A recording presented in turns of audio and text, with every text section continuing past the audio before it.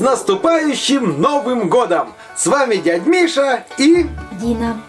Друзья, сразу от себя лично хочу передать огромнейший привет и большое спасибо Константину, автора канала «Чё похавать», за офигенный, обалденный подарок, который он мне сделал на Новый год. Костя, все дошло, все замечательно.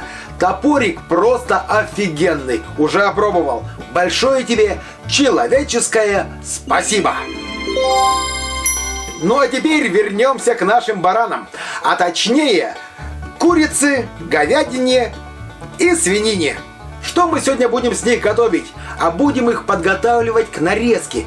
Вы знаете, вот нарезочку на стол, такая вот тарелочка с нарезкой мяса. Рецепт очень интересный. 3 вида мяса и 3 вида маринада.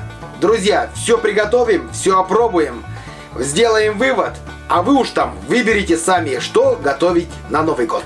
Поехали! Начнем мы приготовление с грудок.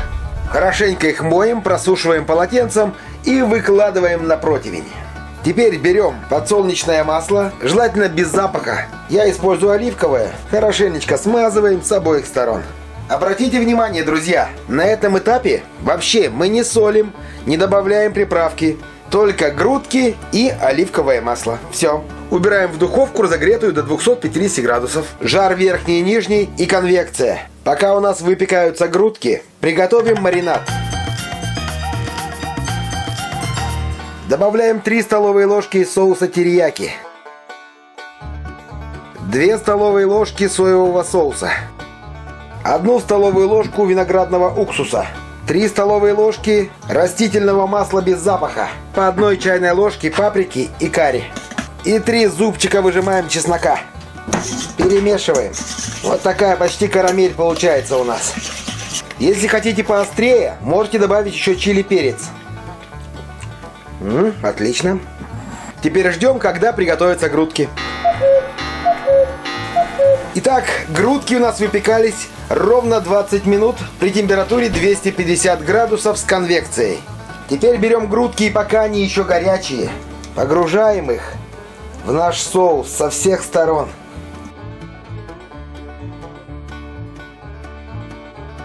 Вот таким макаром. И ждем, пока они остынут. Итак, друзья, грудки остыли. Перекладываем их в пакет. Надеюсь, у меня не все влезут сюда. И весь маринад переливаем сюда. Такие мешочки очень классные, кстати. Выпускаем воздух отсюда. И застегиваем. Вот такая вот штуковина у нас получилась. И отправляем теперь в холодильник на 4 суток. Теперь берем противень побольше, так как мы на него выкладывать будем 2 куска мяса. Из фольги формируем мини-противенек с бортиками. Вот так вот. И выкладываем на него наш карбонат. Сбрызгиваем его оливковым маслом и тщательно обмазываем. Соль и специи не добавляем. Для второго куска мяса, для нашей замечательной говядины, мы формируем еще один мини-противенек из фольги. Опять-таки сбрызгиваем маслом и обмазываем. И ставим сюда. Теперь отправляем в духовку, опять-таки разогретую до 250 градусов, на 15 минут. Верхний и нижний нагрев и конвекция. Через 15 минут переключаемся на 180 градусов. Теперь готовим маринад для свинины. Кладем в нашу емкость 2 столовые ложки меда, столовую ложку французской горчицы, столовую ложку гранатового соуса, 3 столовые ложки соевого соуса, 2 столовые ложки растительного масла, по чайной ложке хмели сунели и копченой паприки. Выдавливаем через чеснокодавилку 3 зубчика чеснока. Чтобы добавить немножко остринки, добавлю пол чайной ложечки перца чили. Все дело перемешиваем. Попробуйте на вкус. Соус должен быть сладкий, но в то же время соленый. Мне не хватает сольки, я добавляю соль. чайную ложку с горкой получается соли. Соус такой, благодаря гранатовому соусу, он получается с кислинкой. Благодаря меду появилась сладость. И благодаря соли солоноватость. И такой вот офигенный вкус. Его даже можно просто использовать как соус. Но мы используем как маринад. Да, вот так. Отставляем пока в сторону, ждем, когда приготовится свининка. Свининка запеклась. Вот такая красота получилась, но говядина еще не готова. Так что свининку мы забираем и перекладываем ее в маринад, а говядину отправляем обратно в духовку. И пока у нас говядина допекается, свинину мы тщательно обрабатываем маринадом и даем ей остыть. Время от времени подходите и поливайте ее маринадиком. Итак, мясо остыло. К сожалению, у меня больше нет пакетиков, вот таких, как я делал курицу. Потому берем простой пакет, отправляем сюда мясо и выливаем сюда весь соус.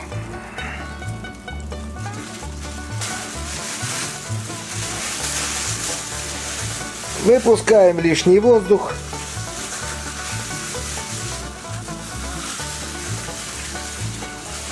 И убираем в холодильник. Настало время готовить маринад для говядины.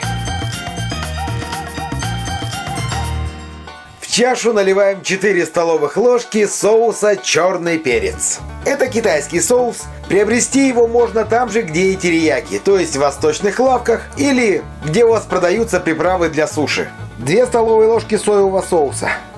Из половинки лимона выдавливаем примерно 1 столовую ложку лимонного сока. Добавляем чабер 1 чайную ложку. Так сказать, по традиции. Выдавливаем чесночок 3 зубчика. Добавляем масло. 1, 2. Все это дело перемешиваем. Добавляем сольки. Опять-таки 1 ложку с горкой, даже сюда побольше добавлю. Маринад для говядины переливаю в большую чашу, где мы будем мариновать. И достаем мяско из духовки. Итак, говядинка запеклась. Вот такая красотень получилась. Пока горячая, тоже перекладываем ее в маринад. Поливаем сверху, пока горяченькая. И ждем, пока остынет. Ну вот, наконец-то и говядинка остыла. И мы ее тоже отправляем в пакет. И, конечно, весь маринад переливаем. Также выпускаем лишний воздух.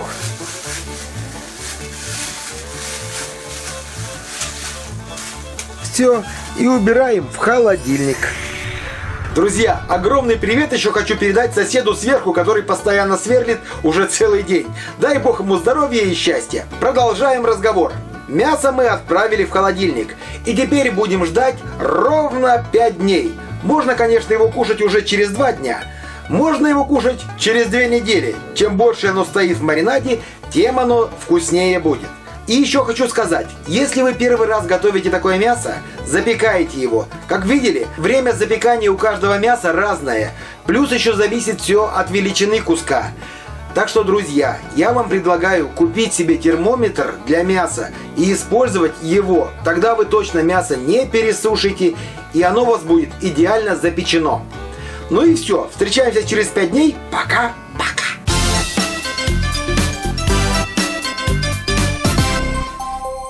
Итак, как это не смешно, но прошло ровно 6 дней. Так уж сложилось. И давайте посмотрим, что у нас получилось с мясом. Начнем со свининки. Вот такая она у нас в мешочке. Вскрываем пациента.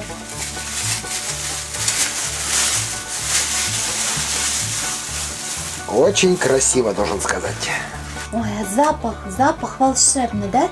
Это даже вкус маринада офигенный просто. Ну что ж, и теперь давайте при скоплении пушистых зрителей нарезать наше мяско.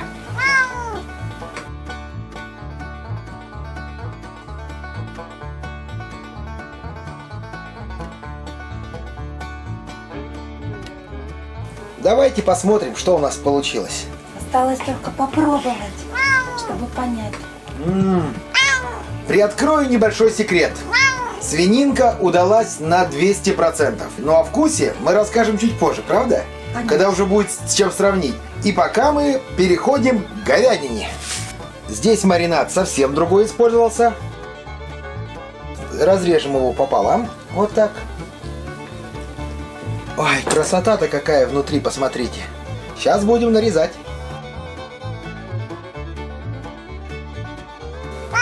Ну, согласитесь, как это красиво.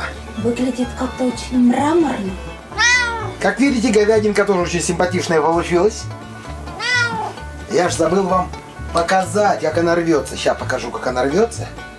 Вот такая вот нежненькая она получилась. Но, естественно, пожестче, чем свининка. И такой чавканье раздается. Ну и настал черед птицы. Вот такая вот грудка получилась. Сейчас будем нарезать.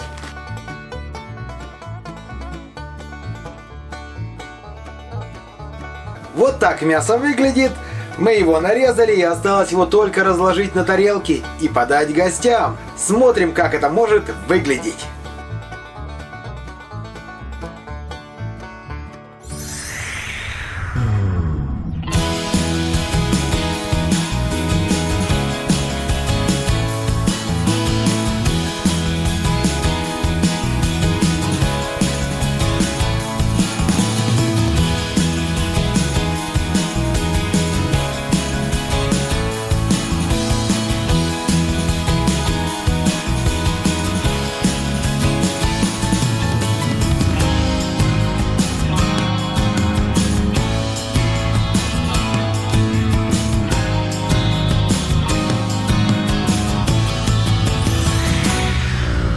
Вот в таком красивом виде мы подаем наше нарезанное мясо. А о вкусе? Ну, о вкусе вам расскажет, конечно же, Дина. А я пока покажу, как приготовить прекрасный цветочек из помидорки и огурца, чтобы украсить наши новогодние блюда. Дина, рассказывай. Давай я возьму на себя курицу и свинину, а говядину ты все-таки возьмешь на себя, потому что у меня очень своеобразное отношение с этим мясом. Что касается свинины. Свинина получилась в кисло-сладком соусе, очень удачная, чудесная нарезка на хлеб, классная закуска. Несмотря на то, что блюдо нам обошлось не очень дорого, по сути только стоимость мяса. На вкус оно получилось, очень дорогим. Курица слегка отдает копченым вкусом. Я была уверена изначально, что это будет прекрасная закуска, так оно и получилось. Ну а по поводу говядины, Миш, слово тебе все-таки. Друзья, а говядинка, она получается, естественно, пожестче, чем курица и свинина. Но, друзья, оно такое получилось сочное. Приправы абсолютно не отбивают вкус говядины. И на выходе мы получаем офигенное, очень вкусное мясо. Под рюмашечку, под что угодно. Даже на бутербродик положить. В принципе, все виды мяса, которые мы приготовили, они все заслуживают места на столе. Согласны? 100%. Вот как-то так, но, друзья, я все-таки рекомендую приготовить и то, и то, и то. Потому что это реально очень вкусно, недорого. А если покупать такую нарезку в магазине, то вам обойдется килограммчик, в 1200-1500, а то и дороже, если покупать в этих вот типа германских магазинах. Так что, друзья, готовьте, берите на заметку, время еще есть. А если вы смотрите вдруг нашу программу уже после Нового года, на любой праздник, да даже просто так, на завтрак нарезать такое мяско, шикарно, я думаю. Классная альтернатива колбасе. И никаких добавок, друзья, по большому счету. Все экологично, чисто. Так что, друзья, с наступающим вас Новым годом. Подписывайтесь на наш канал, если хотите посмотреть новые вкусные рецепты. Ну и пока, до встречи. Нет, еще увидимся в этом году. Пока. Пока, друзья.